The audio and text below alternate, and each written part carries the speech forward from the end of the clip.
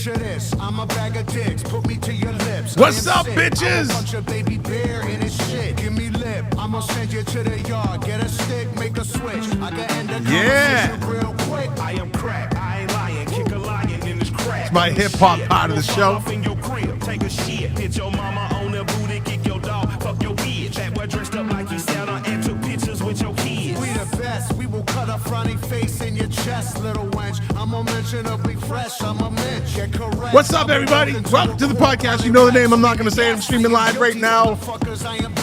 Yeah. You want to hear a good joke? Nobody speak. Nobody gets choked.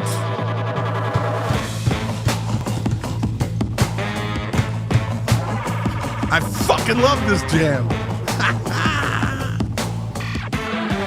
It's going to get taken down, though. All right. I know the white people are complaining already. Yeah. Nobody speak. DJ Shadow. Yeah. You don't know nothing about that. Oh, I don't want to know anything about that. Music sucks. Yeah, blah, blah, blah. I hear it all the time from you white people. That music sucks. Yeah, well, so... No, I can't say that. You're my audience. I have to be nice. I can't believe you like that music. Where are you from? You're not from, but shut the fuck up. Yeah, so what's up? I'm a little turboed out right now. Oh, yeah, Vets Connection podcast. Check it out. That's my veterans podcast. I do a lot of stuff with veterans, and you got this other side. One Man, One Mic Foundation. Yep. Scan. Go give me money. Every nonprofit needs money. I need money for my nonprofit to help the veterans. One Man, One Mic Foundation. All seriousness, we do great work with veterans. Very unique work. So this is my plug. So what's up, everybody?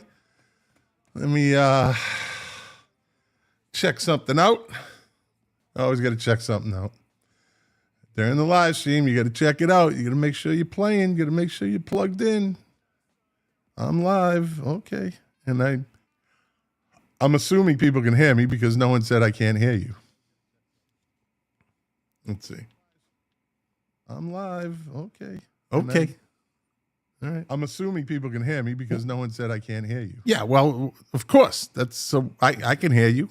So I'm live. Okay. Now we know you're live. I know you're live. I'm live. I'm assuming people can hear me because no one said I can't. Why are you repeating yourself? Well, of course. That's so I can hear you. Yeah. So what? We know you're live. I know you're live. I know you're live too. What's going on here? Why are you repeating yourself? Where are all these voices coming from? I can hear you. Yeah. Yeah, I can hear you too. What? We know you're live. I know you're live. I know you're live too. And I know you're live too. Not like two live crew. Where are all these voices coming from? I can hear you. Yeah. Yeah, I can hear you too. Yeah. I know you're live. Yeah. I know you're live too. And I know you're live too. Okay. Not like two live. All right, enough of that. I like this better. I'm in a weird mood tonight. Nobody speak. Nobody gets choked. Yeah. Nobody speak. Nobody gets choked. All right. All right. DJ Shadow, run the jewels. Nobody speak. Yeah, so what's up, everybody? Like I said, welcome to the show. You know the name, I'm not going to say it. Streaming live right now over everything. As usual. I don't even go down the list anymore. I don't even know what episode this is. I don't think I've published last week's episode, to tell you the truth. I've just been busy. I got shit going on. I got shit to do. Right? All right, let's get right into it. As you know, this is the newest format, the newest iteration of Milk Crates and Turntables, where I just see the title of an article, a music article. I don't read it. I don't have anything to do with it. I just said that might sound interesting. Or it might not, which is another reason why I would get it, why I would pull it out. But if my mouse decides it wants to work, I can start this show officially. Let me get this over here. Okay. Bring it over here. What's that mean? DoorDash. Here, what's the first one up? What do we got? Let's see. All right. 5 classic tracks from the Cars you should know. Now, if you grew up in Boston, like I did, in the 70s, in the 80s. Wait, 70s is when we realized there was a world. The 80s was insanity. Then you know the Cars, and you pretty much should know up until some of their later albums. You should probably know most of their music. So let's see. Let's see what this article, and I have lost a lot of faith in these journalists. This is by Bill Kopp from Goldmine, the Music Collectors Magazine. Okay. Let's say, it says, in honor of the 40th anniversary of the release of the Cars' greatest hits. Wait a minute. Wait the fuck a minute. Why would you celebrate a fucking anniversary for a greatest hits album? Like, which greatest hits album? I'm sure they already have 3, right? In honor of the 40th anniversary of the release of the Cars' greatest hits, why would you even celebrate the release of the greatest hits? Fucking celebrate the albums that made the greatest hits. But see, this is what I mean, people. This is what I mean. Fucking these people that write, I won't even call them music journalists. All right, here we go. The Cars were at the forefront of the American New Wave movement during debuting in 1978. The Boston-based group combined the best qualities of power pop, stripped-down rock, and intelligent use of synthesizers for a winning style that earned the band more than a dozen top 40 hits, 5 multi-platinum albums in the U.S., as well as a significant chart success abroad.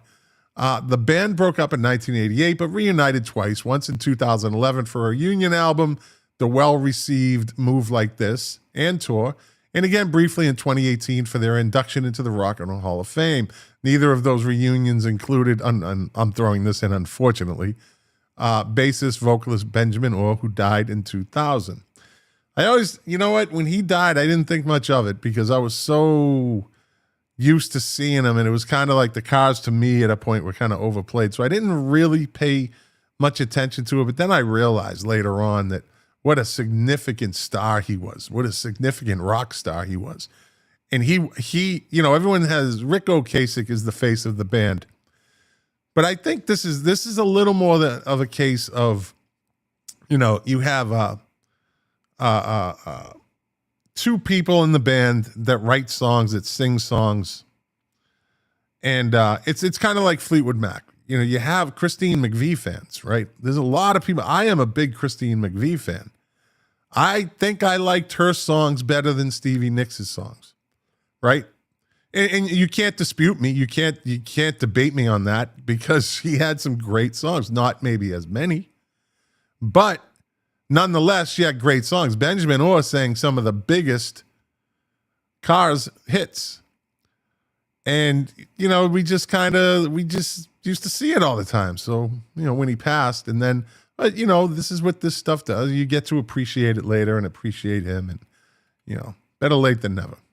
The Cars' legacy is well established and enduring. While leader Rick Ocasek died in 2019, recent news comes that a cache of songs written but never completed will now form the basis of a new Cars release.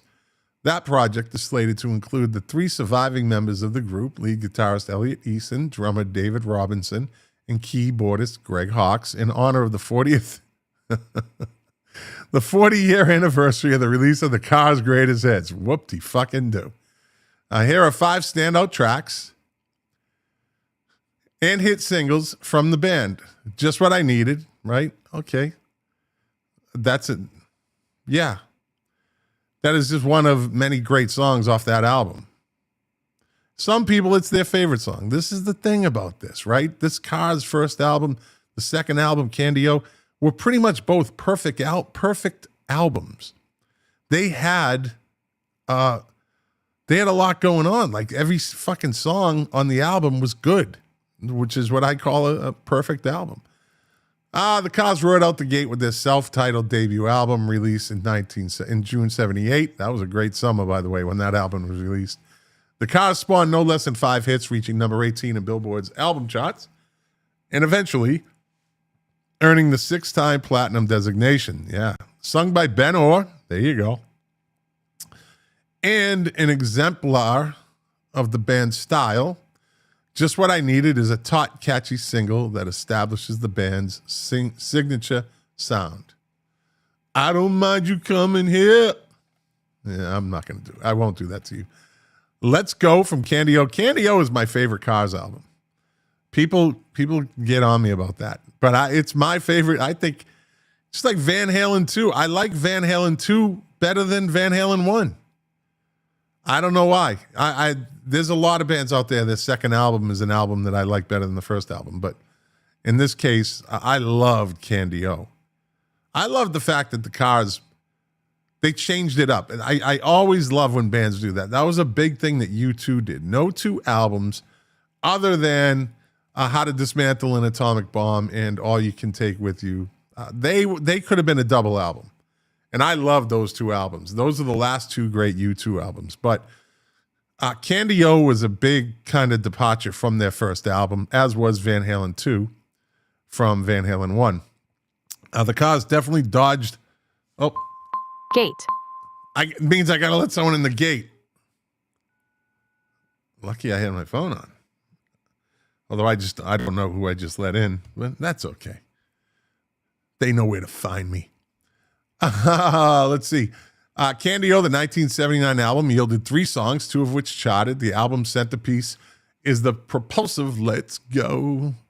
Like Just What I Needed and many Cars hits, the song was written by Rick Ocasek, but featured lead vocals from Orr. Let's Go hit number 14 on the Billboard's chart. At least, Rick Ocasek, you got to give the guy credit. He would write these songs, but he knew that these were good Ben Orr songs. He wrote songs for himself, but he also knew this would be good for Ben to sing. That's a team player right there. I don't know what their relationship was. I didn't hear it was bad. I never heard that unless, if you're watching or listening and you've heard of anything. I think they got along, but yeah, he would write songs and say, this is good for you. And Rick Ocasek had a number of hits too, sang a number of hits. Let me see, Touch and Go. Touch and Go is a good song. Panorama, again, I liked the album. It wasn't my favorite album. This is when I started to kind of, being a Boston kid, I started to get a little burned out. Like the band Boston, I got really burned out from them, and it took me decades to re-find it and reappreciate it. But Touch and Go that's a pretty good song too. 1980s Panorama featured a darker sound, and the album was met with more muted commercial success than its predecessors. Those first 2, and that's the problem. So you get that. They talk about the sophomore slump. This was a junior slump. But in the Cars world, muted success still meant platinum record. That's right, and top 40 single in Touch and Go. MTV didn't hurt either. Composed and sung by Rick Ocasek, the record's 2 other singles failed to chart, but bigger success was just around the corner because then this monster came along in 1981. Shake It Up. Shake It Up. Shake It Up was a major breakthrough without altering this style in any significant way. The Cars placed 4 of the album's 5 singles on the charts. Cruiser, Since You're Gone, and Victim of Love. Since You're Gone. That's a good song. All landed on the U.S. rock singles charts, but the album's peppy little track soared to number 2 spot on that chart and number 4 place on Billboard 200. Shake It Up went double platinum too. Yeah. And we get Drive. That's the song. Right, that's their 80s song. That's, Drive, from 1984's Heartbeat City. The momentum continued with the Cars' 5th LP, 1984's Heartbeat City. The album eventually went 4 times platinum with a staggering 7 singles released from its 10 tracks. Jesus Christ. The Benjamin Orr sung ballad, Drive, showed a different side of the band's musical character and ended up being the Cars' most commercially successful song worldwide. Drive went top 10 in more than a dozen countries. Yeah. There you go. And that's, if you're watching, that's the chick right there. I think she ended up marrying Rick Ocasek, this one right here. Elena something. That, if you want to hear a weird story, go do some research about when his relationship with her when he was sick. And then when he died, he left nothing to his family. I'm almost sure of that. He left like nothing to... They were divorced, but he didn't leave anything to his kids either, supposedly. It's kind of weird. But, and I shouldn't say that because every family dynamic is different. I don't know. Yeah, I can't speculate, so I shouldn't say that. But it's not the norm, right? Not the norm. All right, back to the show. There we go. What do we get in the comments? Dave Phillips, King of the 45s, says, hello, Scott. Bob Kirkman, what's the topic tonight? Well, you should have been listening. It's music news, all right? Let me see. Dave Phillips, King of the 45s. I saw the Cars at the Rat many moons ago. Wow, okay. You selling shoes. Where does Drive fit in? Well, I don't know when you asked that question, but Drive is, that's their biggest hit. That's where it fits in. It's not my favorite Cars song. I don't know if a true Cars fan would say that's their favorite song. It's a great song. You know what? I can't really, well, I don't care. It's my show. Let me see what we got here. Let me pull up. Let's do a little Cars retrospective here. So I can get, I don't know. I think my record for copyright infringement on YouTube is 27. I was with Mark and Lou, and we went on a tangent of songs. So let's see. Let's pull up the 40th anniversary of the Cars' greatest hits. Let me see. Cars. No, not the movie soundtrack. Cars' greatest hits. There we go. Complete greatest hits. Cars' greatest hits playlist. See, that's what you got to watch when on Spotify. They'll say Cars' greatest hits, but it's a playlist. All right, here we go. The complete greatest hits. So let's go through a few. Here we go. Turn this up. All right, we heard the Just What I Needed. Name this tune, right? You know it. Play the game by yourself. Okay. All right. Play the game.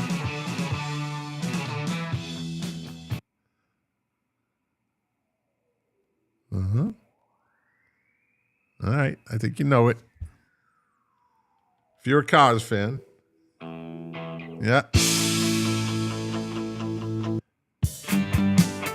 All right, right here. I fucking love this song. This might be my favorite Cars song. And it is the last song, I believe, on the first album. I believe it's the last song. This is such a fucking great song, which goes to show you how good the other songs are, that this one never gets played on the radio, never really gets its due, I think. I just don't think it does. Let's see. Nope. Such a great fucking Ben Orr song, too. This is better than Drive. It's all I can do. This is my favorite Cars song. That's it. That's it. This is it. This is the song. I don't even have to go through the rest of them. It's fucking my favorite Cars song. How many times have I said that now? I wish I could play the whole thing, but YouTube will definitely screw me on this. Yeah, it's such a fucking great song, isn't it? I know you know it is. Such a fucking great song. We're going nowhere. All right. got to move on. We know that one. This is a good one. This is a good one. We know that one. Know that one. Some of these songs are literally, I can name that song in one note. Right? I can name that song in one note. This is it. This is one of them. All you have to do is, dun. You know it, right? You know that. Yeah. I'm not the one. Not my favorite Cars song. Nah. I'm not the one. No. That's another one of those songs. You know it right away. Here we go. We know that one. Magic's an okay song. That's another good. Why can't I have you? Very. Tonight she comes. Tonight she comes. Tonight she comes. That's kind of, I don't know. That's a little. I don't know. Tonight she comes, and then that could be misconstrued also. You Are the Girl. That's their greatest hits album. Yeah. But I still have to go through. I mean, that's such a great intro too. Such a great song. Fuck me. Yeah. All right. Let me pull up my next article. Let's. All right. Let's again. I only see the title, so. Bear with me if you don't agree with any of this. Let me bring it over here, pull it up on the screen. There was a time I would never do this. I'd be like, oh, fuck, I'm not messing with all this. I'll screw up my show. But I put in the time and working. All right, 4 songs from the 60s boomers that influenced your music taste as a kid. These super cool and mega famous songs from the 60s were quite influential. We'll be the judge of that.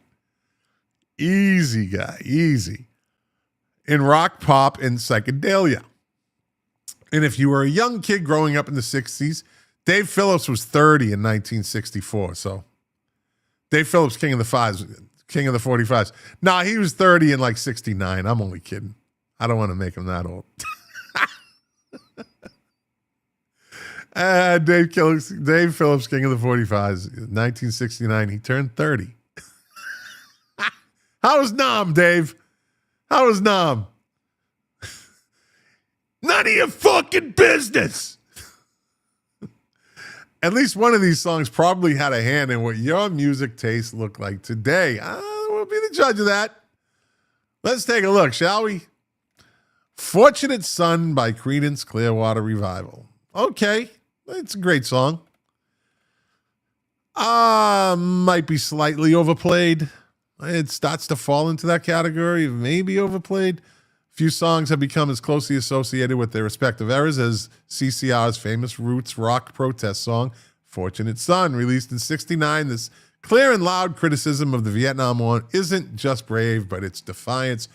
But it's also a genuinely amazing song on a musical level. John Fogerty really is one of the best songwriters of his generation, and I don't think anybody watching and listening to this show will disagree with that. Let's go to the next one. All Along the Watchtower by Jimi Hendrix. As long as it's not All Along the Watchtower by Bob Dylan. And I know, Bob Dylan, he wrote the song first. Did you know that? Yeah. And I also know that fucking Prince wrote Manic Monday. All right, asshole? Shut the fuck up. Why are you so hostile tonight? I'm sick of your shit. There's people out there that do that. Well, I couldn't leave Jimi Hendrix off this list, and while All Along the Watchtower, here we go, is really a Bob Dylan tune that Hendrix covered. See? Fucking see? You see? Fuck! These people, like they say it like it's the fucking first time anyone's ever heard it. If you're talking to fucking people that fucking grew up in the 60s, asshole, they already know this. Know your fucking audience. Know your readers, asshole. Ugh. Fucking hate that. He absolutely transformed the song into completely different work. Oh, really? Oh, you're so observant.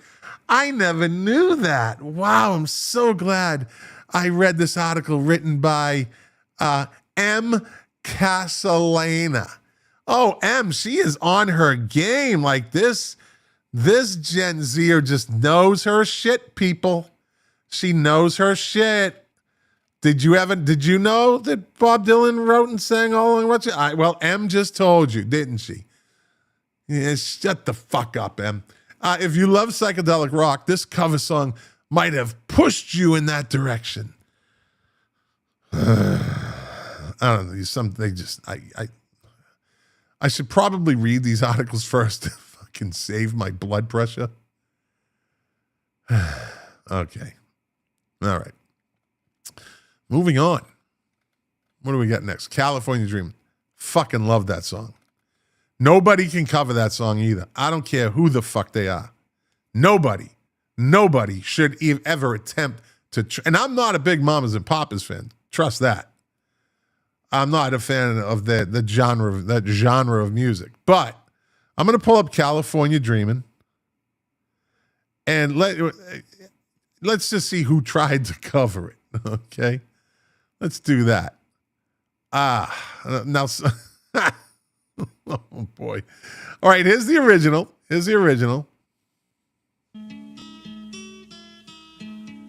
Right? It's fucking great intro too.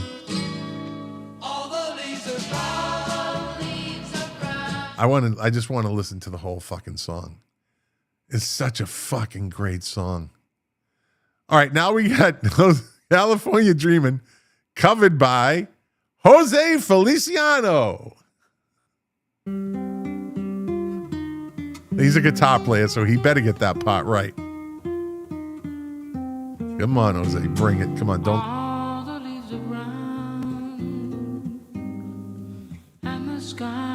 Wait a minute now. Wait a minute.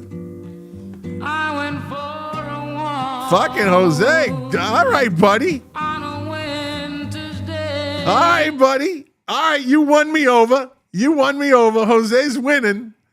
You know, he does the cover of The Doors' Light My Fire. And I dare you to go listen to that. If you haven't listened to that in a long time, I might pull it up. He does a fucking amazing cover of Light My Fire. It's so from the Doors version, it's just as good. All right, let's see. We got Bobby Womack. And if you don't know who Bobby Womack is, fucking go look him up and then come back next week and tell me. But let's see. This is going to be interesting. All the leaves are brown. No, Bobby. And the sky is gray. No, doesn't catch me. You got the Beach Boys. They get a little mood thing going at the beginning. Daring to be different. No. All the leaves are brown. Oh, what the fuck? And the sky is gray. God damn, that's fucking bad. What the fuck is this? This is like a combination of Riders on the Storm and fucking California Dreamin'. Riders on the Dreamin'. That's horrible. See what I mean? Fuck. Okay, let's see. I don't know. This might not be a cover. This song says California Dreamin', but it doesn't have the apostrophe at the end. It's sung by Freischwimmer. Let's see what Freischwimmer does with this song, if it's even the same song.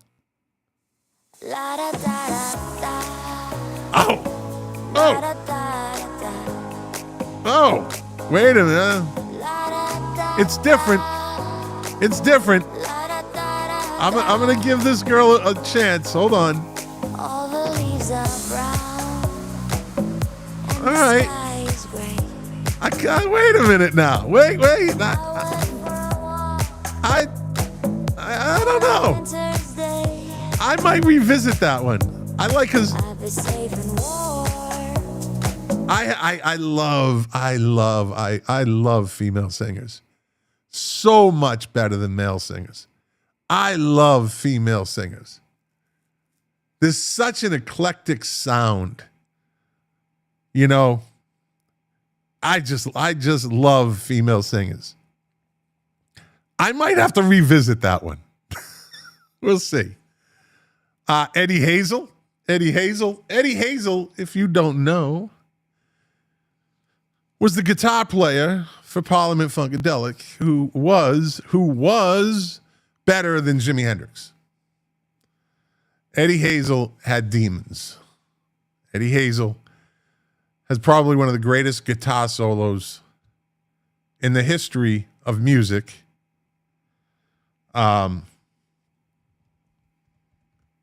Yeah. Let's see what this is. I'm assuming this is going to be a instrumental. A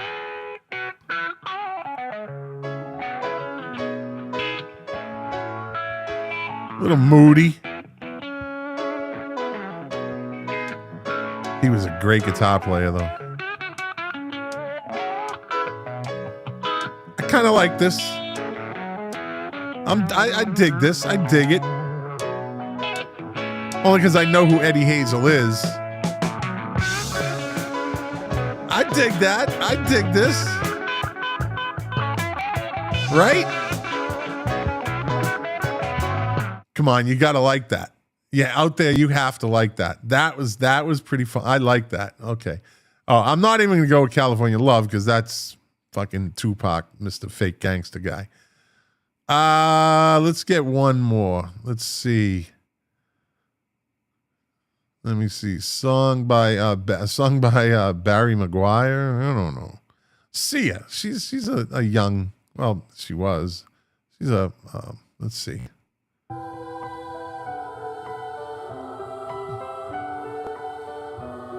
Let's see. This is it for all the money. All right, for all the money. This is it. Everything's on black. All the leaves are brown. Oh, Jesus. No, you lost. Craps. What the fuck? But I like that, Eddie. I like yeah. I like the Freischwimmer. I like this girl. La da da da da. On a winter's day. I also like house music too. I'll be safe and warm.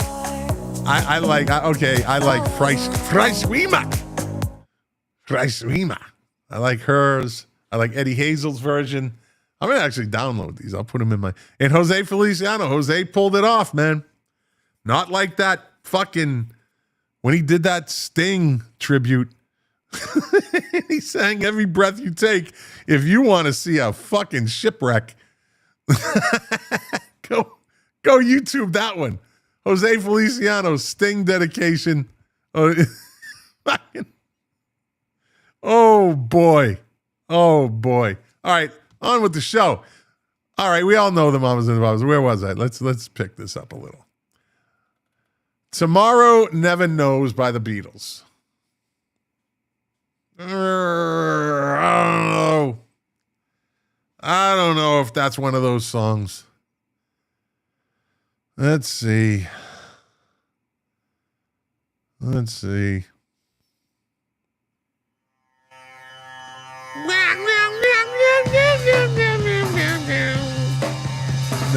it's not.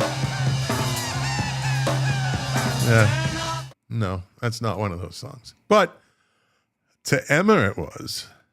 And that's it. I think I hit 5, right? Or was it 3? 4? 4. Okay. Enough of that. Back to the show. Let's see what's in the comments. What do we got? Dave Phillips. Let's go back to Dave Phillips. Dave Phillips says, my favorite Cars song is Best Friend's Girl. Then he said, fuck you, because I said he was 30 in 1969. My man Steve Stevens, the harmonizing in that song was a masterpiece, and I'm assuming that was California Dreamin'. Queen Latifah covered it. I would never play that. Nope. King of Covers agrees. Light My Fire cover by Jose. Yeah, it's epic. That's an epic cover. Todd's Big Head, Todd the Wet Sprocket, asshole. I'm Here, Entertain Me. Hey, What Did I Miss? And no, Dave Phillips, I will never play the Queen Latifah version of California Dreaming. I just won't do it. You do it. You do a show. You do a podcast. Not me, you. Uh-oh. Hold on. I don't want to fuck this up. Go on. Here we go. All right, what's the next one on the list? These 11 bands were huge for a while. They're mostly forgotten now. Do you want to do that one or a kind of depressing, the band was imploding, but they united for one final masterpiece 3 decades later? Was this grunge's swan song? Nah, I'll go with 11 bands. I don't want to get all depressed about a band imploding. Let's see how I agree. Fucking spam on all this shit. All right, here we go. Get rid of this. Delete. Add. Screen. These 11 bands. Share. Were huge for a while. They're mostly forgotten now. Once chart-topping giants, now ghosted by history. 11 70s and 80s bands who filled arenas, ruled radio, then quietly slipped from the memory. Let's dive in, shall we? Number 11. Oh, no, that wasn't it. Number 1, Blood, Sweat, and Tears. True. 67, 81, but nobody knew about them past like 74. 75. Blood, Sweat, and Tears. They were a great band. They had some great hits. Let's pull one up. Hold on. It's all right. Take it easy. I know. Blood, Sweat. Here we go. Let's see. Greatest hits. Let me see. And When I Die, and When I'm Gone. You got Spinning Wheel. Lisa, Listen to Me. Lucretia McEvil.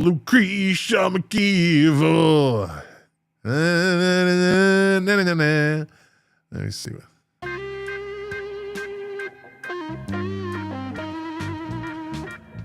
I love you more than you'll ever know. Forever leave you. Yeah. Get some new funk going there. But this is probably, with Spinning Wheels maybe their biggest song, but this one. Yeah. Yeah, right? Yeah. This song's deceiving. It's deceiving. Starts off nice. Sounds all nice and moody. Oh shit. Yeah. That was this whole the horn section with Chicago, Blood, Sweat, and Tears. You know? All right. I think we're good with that. Blood, Sweat, and Tears. Yeah, they were good. They were good. Let's see. What's the next one? 10 years after. Alvin Lee was one of the greatest guitar players ever and never, ever, ever gets the credit. Never. Alvin Lee was a fucking great guitar player. And just, again, he's never mentioned. Never. I'll bring up the song that everybody knows. If you're not too familiar with them, it's there we go.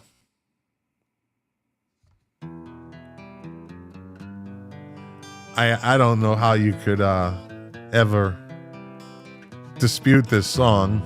This is a great song. And this is, I mean, let's break it in. Population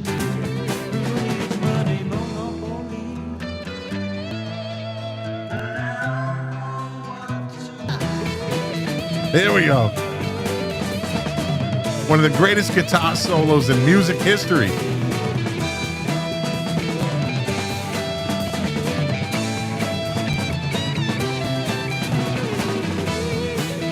That's a jam, baby.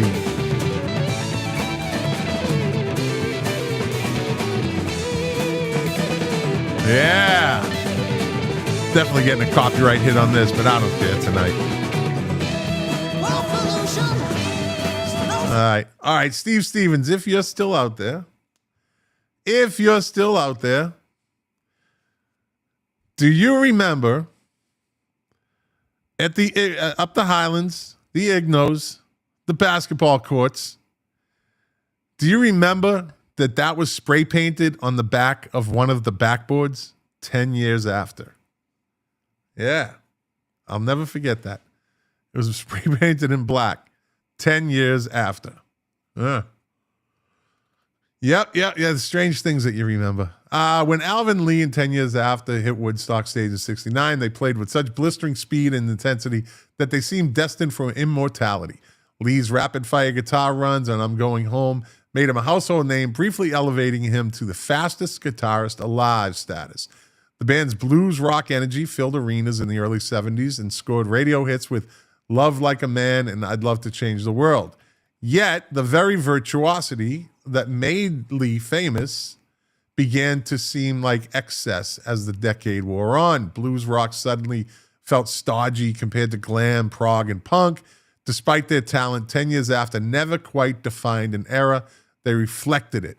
By the 80s, they were mostly forgotten, their Woodstock moment preserved on film, but rarely revisited on playlists. They're right. Absolutely right. So that kind of proved, I think it validates what I said. If at one point in time you're recognized as the fastest guitarist alive, that means you're playing so fast and so accurate. You're not just fucking making noise. He was accurate, right? You have to be considered one of the greatest guitarists ever, but he's never on the fucking list, not even in the top 20, because 10 years after never really made it. So fuck everybody. Mountain. Okay. Okay. Leslie West is a pussy. Number one, he was a big pussy. I saw a video of him crying one time. Yeah. But Mississippi Queen is a fucking jam. So heavy, loud, and swaggering, Mountain were early pioneers of the hard rock sound that would later fuel heavy metal. Formed around guitarist Leslie West, and Cream's producer, bassist Felix Pappalardi, they broke through with Mississippi Queen in 1970. A cowbell stomped cloud. Yeah, that's it. More cowbell of a barroom grit and arena power. West, the towering figure, both physically and musically, wielded a guitar tone so thick it made Clapton sound polite. And this is a good guitar player. I'll give him that. He was great. Mountain played Woodstock technically at the post-festival show follow-up, toured relentlessly and influenced generations of riff-heavy bands, but Pappalardi's tragic death in 1983, shot by his wife in a bizarre domestic dispute, cast a shadow, and by then, Mountain had long since peaked. Little play on words. Today, they're mostly remembered as a one-song band, Mississippi Queen, alone cements their place in rock history. Emerson, Lake and Palmer. Yeah, okay. Mark Smith would heavily disagree with that, and most prog rock fans would disagree with this. They would say, no, they are still relevant, they're still prominent, and they're still, well, they can't, one of them dead, I think maybe two of them are dead. Few bands embody the excess and grandeur of prog rock like Emerson, Lake and Palmer, combining Keith Emerson's virtuoso keyboards, Greg Lake's soaring voice, and Carl Palmer's thunderous drumming. ELP filled stadiums in the early 70s and sold millions of albums. So this is the song, I believe, that defines to a generation. I think this is the song that defines them. Let's see. Well, they got, well, I don't know. Maybe not, because I'm looking at it and they have a bunch of good songs. There you go. Welcome back, my friends. To That's the it right there. We're so glad you could attend. Come inside, come inside. Then you got this. From the beginning. Takes a little build up. Yeah, right. And this one. We wanna be a star. So they have a bunch of. This one, I don't know. This song reminds me of the Moody Blues. That this fucking someone needs to be walking around with a fucking like in fucking elf shoes and fucking hobbit's hat and a fucking cane with fucking herbs. This fucking, all this fucking hobbit shit. That's a hobbit song. I don't care what Mark Smith says. Ooh, what a lucky man he was. Quicksilver messenger service. Yeah, I mean, no. Quicksilver messenger service were once considered blah, blah, blah. Asia.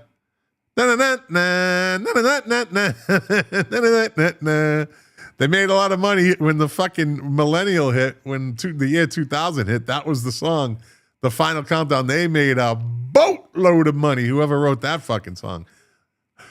Excuse me. Humble Pie, fronted by Small Faces veteran Steve Marriott. Let's see. Grand Funk Railroad. Yeah, they were big and then they weren't. That's right. That's right. Poco. The Raspberries. Okay. They had, Go All the Way. That was their hit. That was it. That was it. What else do we have? I think that's it. Yeah, that's 10. All right, let's get out of that one. How long are we? Oh, fucking all right. I'm already at 48 minutes. I'm gonna wrap this shit up. Well, then let's see if there's any comments going on here. Let's see.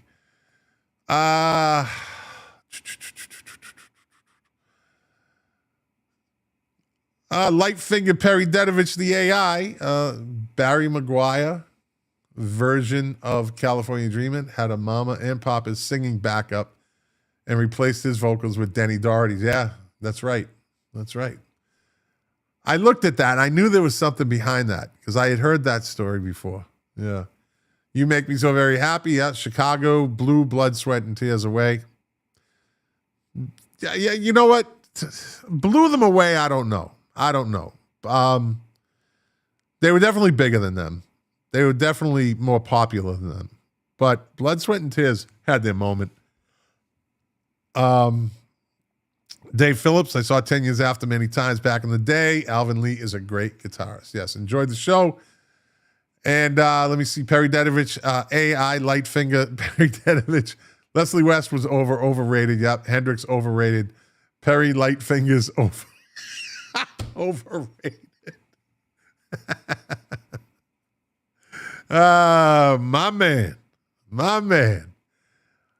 Yeah, what else? Let's get a quick one in. I don't know. Let's get a quick one in, then I'll cut it. I've done a live stream every night this week. I was doing some local politics stuff. 5. All right, let's do this one. And we will be the judge of this if my mouse decides it wants to work. Yeah, come on. Fuck. Come on. Just as I'm about to finish this. There we go. Open Sesame.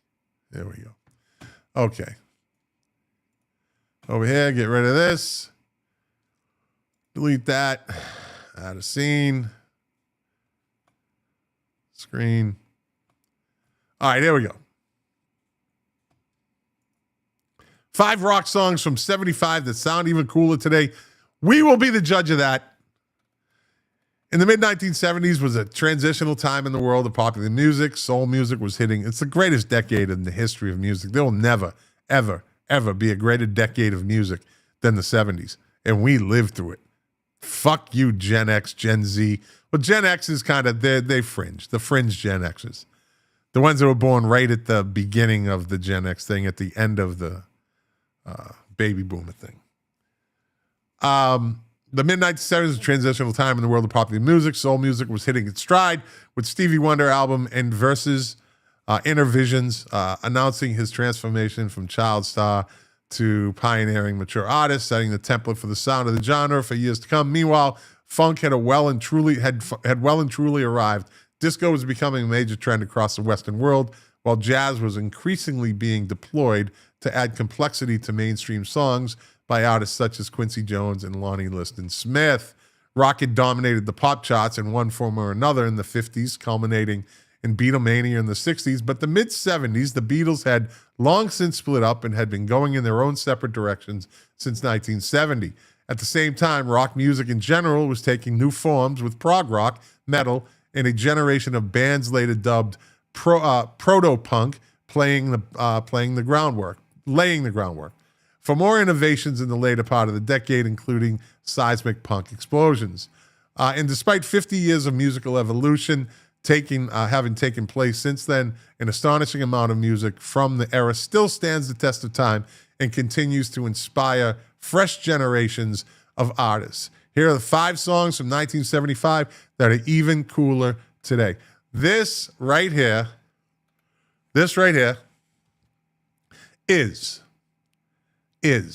undoubtedly, hands down, stone cold lock. Greatest opening line in the history of music. Fucking mark it. Check it.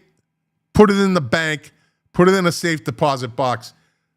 This is the greatest opening line in the history of rock and roll. And you're here to witness it. Let's see.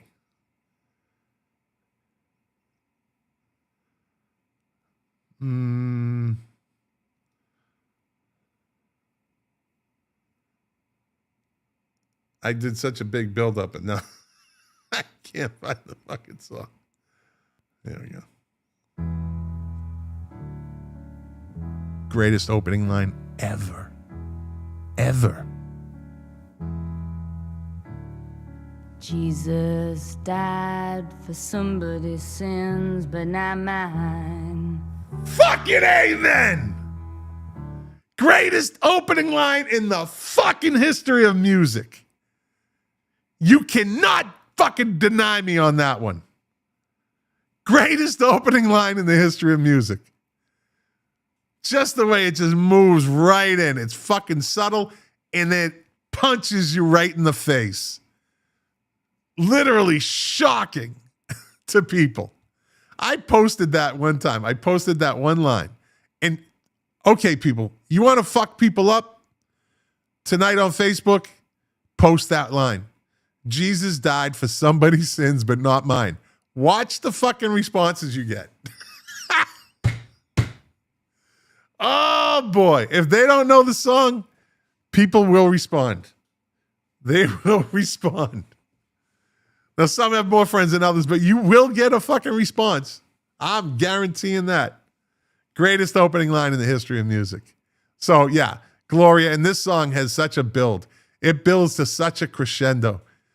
Amazing song. I agree. We're starting off good. David Bowie fame. Off the best David Bowie album ever. I've said this fucking 500 times on this show. Go back and listen to Young Americans. Go back and listen to that album. His fucking best album. It's just his best album. It's got that blue-eyed soul thing going. It's a fucking great album. My favorite Bowie album by far. And Fame is not my favorite song on that album. It's probably my 5th favorite song on that album. Young Americans is a fucking classic that stands the test of time. So does Fame, but the other songs on that album are fucking great. And it's not the Bowie you expect. It's not Ziggy Stardust. It's not Diamond Dogs. It's not Aladdin Sane. It's not the Thin White Note. This is blue-eyed soul Bowie. Yeah. Go listen to it. What do we got? Aerosmith walked his way. Talk about overkill. Not in my book. This is not that song. This song does not sound cooler today. No. It sounds the same today. Does not sound even cooler today. That I disagree with. All right, let's get, I think this is the last one. Let's see, what do we got?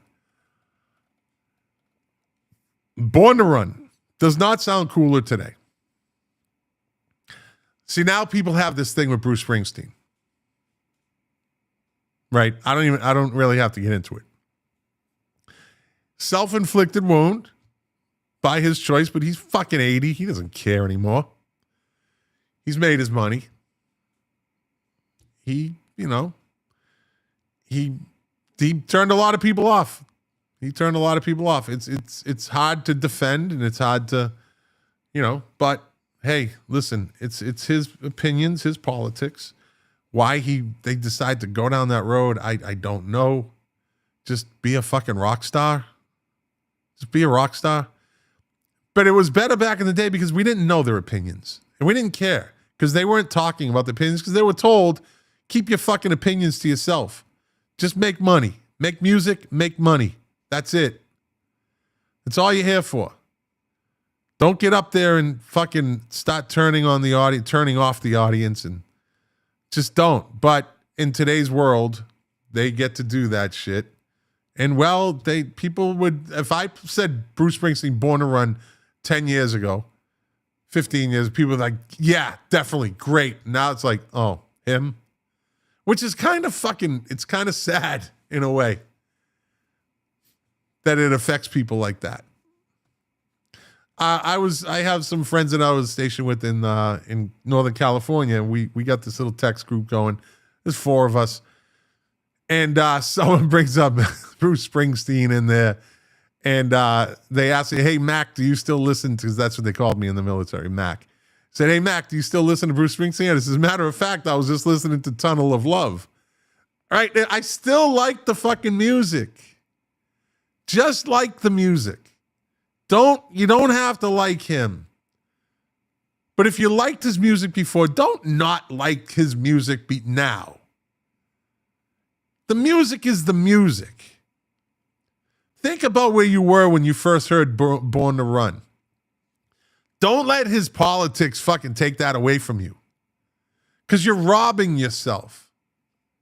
You're robbing yourself of moments in time where this song actually meant something to you. And we're not fucking a lot of us are not spring chickens anymore. Fucking just like the song. Remember the song. Don't fucking care about him. You didn't know anything about him in 1979, 70, in 80. You didn't care. Just like the song. Don't fucking run away from a song because you don't like the person. It's music, man. It's not like a movie where you got to see fucking De Niro up on the screen, right? That's different. That is different. People, it's a visual. This is audio, man. You put the fucking headphones on. You put it on in your car. Just listen to the music. Don't worry about his politics. I don't agree with his politics, but I'll listen to his music. I don't care. And Kashmir, right? It's Kashmir. There's nothing more you can say about that. Does it get cooler, though? Does Kashmir get cool? Is it cooler today than it was when it first came out? I don't think so. I don't. It's just a great song. When a great song is a great song, it's a great song. That's it. That's all there is to it. Right? Kashmir doesn't get any cooler. Although you have those moments, and I've spoke on this recently a number of times, and it's like Whole Lot of Love, right? I just reheard it. Now that's a different thing. And I've talked about this. When you rehear a song like 10, 15 years later, and you're like, oh, that's such a good song. That doesn't make it cooler. It doesn't make it cool. It just makes you appreciate it more. So Kashmir is just one of those songs, though. It doesn't get cooler because it will never not be cool, right? And let me see. So why these songs? I don't know. Doesn't matter. I'm done. I'm wrapping it up. I'm right at an hour. Finished right at an hour. All right, let me see. Marie Martin said hello. Can't. She can't. I guess that means Springsteen. Can't. Just don't let that. Like I said, I have a lot of good memories from Born to Run. I just like all that shit, and I'm not going to let it get in my way. But my daughter is texting me, so this is great timing. Listen, everybody, you know I love you. I love you. I love you. You are the engine that runs this machine. Without you, I'd be talking on this even if there was nobody listening, because this is my church. This is my therapy. This really, I mean it. This is my church. I look forward to doing this every week. It helps me with the stuff, the PTSD stuff, and whatever. I can talk about that. This is my church, and you people are sitting right next to me, and I love that. I love you. I love talking about music. I love this release. I love this whole being able to just speak and say what's on your mind. It's very release. It's releasing. There's a lot to this, and I thank you guys for being part of that. If it wasn't for you, I don't know if I would have 190 episodes or whatever. But you were here. I love you. I can't say that enough. I'm in a very loving mood now. Don't get used to it, though. No, I'm not that guy. I'm not that guy. I'm still a fucking alpha male. Don't forget that. So, with all that said, everybody, as I always say, doing this show for you, to quote my favorite artist, Morrissey, the pleasure, the privilege is mine. I won't be here next Thursday. I will be on the Icon of the Seas somewhere in the Western Caribbean. Jealous? I think so. But I'll be thinking about you.